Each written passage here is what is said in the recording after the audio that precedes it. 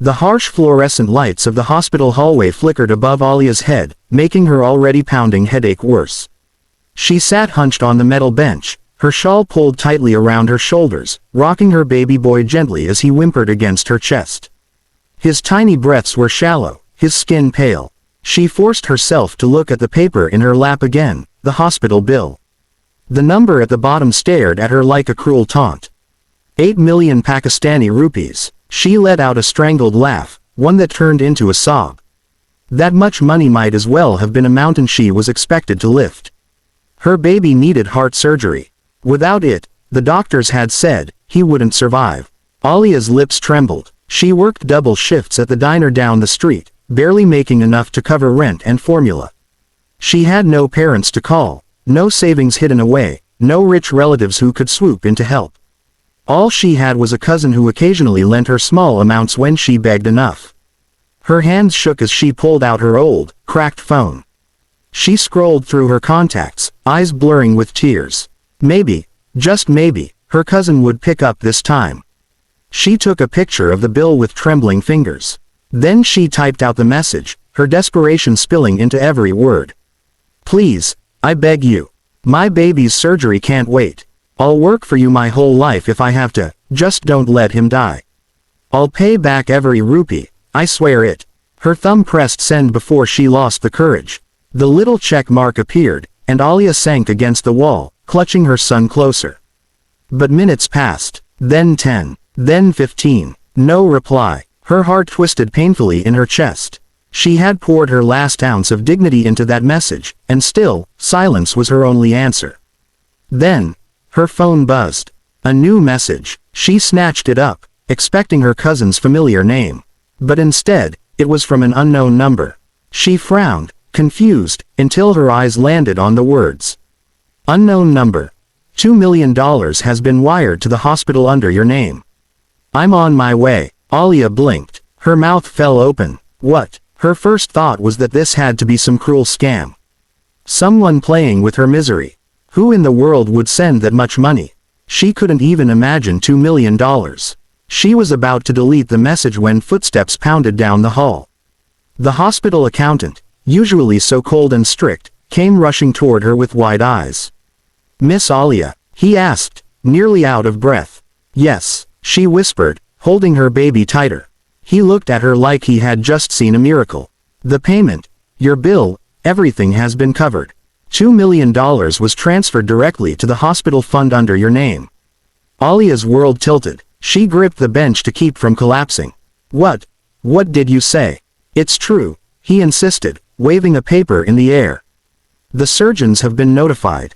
Preparations for your son's operation are already being made. He will get the surgery immediately. The words hit her like sunlight breaking through the darkest storm. Her knees buckled, and she sank to the floor, tears streaming down her face. Relief, so sharp and sudden, made her dizzy. Her baby would live. She buried her face in his tiny chest, whispering broken prayers of gratitude. But as the shock began to fade, one thought burned in her mind. Who had done this? Who had sent that message? Her phone buzzed again. The same unknown number. Unknown number. Stay where you are. I'll find you. Alia's chest tightened with fear and confusion. She looked around the crowded hallway, searching for a clue, a face she might recognize. And then the sliding glass doors at the hospital entrance opened. The air shifted instantly, as though the entire building took notice of the man walking in. Tall, broad-shouldered, dressed in a sharp dark suit that seemed completely out of place among the chaos of the hospital, he walked with a confidence that made people step aside without a word. His polished shoes echoed against the tiles, his presence commanding attention like gravity itself. His eyes swept the hallway once, just once, before landing squarely on her. Alia's breath caught. Her heart stuttered violently in her chest. She knew that face. She would know it anywhere. It was Zion Malik, the ruthless young billionaire whose empire stretched across half the country. The man whose face graced magazine covers, whose name was whispered with awe and envy. But to Alia, he was something else. He was the man she had once loved with every beat of her. Alia's pulse thundered in her ears as Zion Malik closed the distance between them. Every step he took seemed heavier, slower, louder. She clutched her baby protectively, her body tensing like a cornered bird. When he finally stopped in front of her, she forced herself to meet his gaze. Those stormy gray eyes, once the source of her happiest memories, now felt dangerous. Zion, she whispered, her voice breaking. His jaw tightened, but when his eyes dropped to the tiny boy in her arms, something shifted. His expression cracked, and for the first time, she saw something raw and unguarded flicker across his face. "Tell me," he said quietly, his voice deeper than she remembered, "he's mine, isn't he?" The words slammed into her chest. She shook her head quickly, her eyes burning. "No, you can't just walk in here and demand answers. You have no right." Zion's gaze hardened, though his voice stayed calm. "Alia, I just paid for his life. You think I did that for charity?" Her lips trembled. "I didn't ask you to. It was a mistake. I didn't mean to text you. I thought I was begging my cousin for help. I never wanted." Her voice broke, and she hugged the baby tighter. "I never wanted you to see us like this." Zion crouched slightly, trying to catch her eyes. "Alia, look at me." She refused, tears spilling down her cheeks. "Alia," he said again, more firmly. Reluctantly, she lifted her gaze. He reached out a hand but stopped short of touching her. His fingers hovered near the baby, trembling slightly. "How old is he?" "7 months," she whispered. Zion closed his eyes, a sharp breath escaping him. 7 months, he repeated, as if memorizing it. "Which means," his eyes flew open, burning into hers. "You were already carrying him when you left." Alia flinched. Memories she had buried deep clawed their way back. The day she had walked out of his penthouse, humiliated and broken after his family's scathing rejection of her. "She's not your equal, Zion. She'll drag you down. End it before she ruins everything." "I had no choice," she whispered, her voice trembling. "Your world, it wasn't mine. I couldn't raise a child there. Not with people who looked at me like I was dirt." Zion's expression darkened. "You think I cared what they thought? You think any of them matter more than this?" His hand gestured toward the child, his voice raw. "You chose them once," she snapped, bitterness slipping through her tears. "You chose your empire, your reputation, over me." The hallway around them had gone eerily silent. Nurses, patients, and staff stood frozen, watching the confrontation like a scene out of a film. Zion ignored the stares. He leaned closer, lowering his voice. "Maybe I was a fool then.